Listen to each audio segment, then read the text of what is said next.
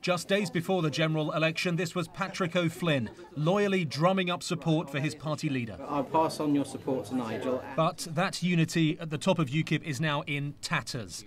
The man who was a prominent face of the election campaign, the man who was brought in to sharpen up UKIP's message, has turned on his leader.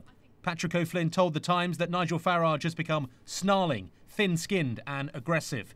He adds, what happened since Thursday night, Friday morning, has certainly laid us open to the charge that this looks like an absolutist monarchy or a personal cult.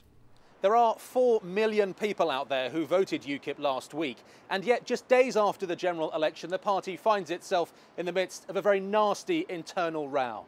And it's about 2 things: the way Nigel Farage changed his mind and decided to stay on as leader, and some of the people working around him at the very top of the party. The man behind Nigel Farage here is his Chief of Staff, Raheem Kassam, one of the figures attacked as inexperienced and aggressive. Another prominent UKIP official has told me he's dragging Nigel down.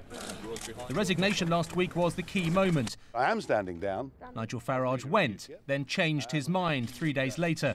Despite losing the election, he was persuaded to stay. Some critics think that's damaged the party. Even loyal party officials agree. I wouldn't really call it a civil war. Look, there's a robust conversation going on, but what we need to do, obviously, is look at the 4 million people who voted for us, our 50,000 members, and they expect something better and different from this. They, I think, can expect a more professional approach and not the selfish, self-indulgent attacks that we're seeing. The row is now very public and very nasty. 4-letter words are being used to describe people on either side. Is UKIP falling apart? Arriving at the London HQ, he knows a leadership election may be the only way to resolve it now. Well, if the NEC unanimously back me, that's not my fault, is it? Brant, BBC News, Westminster.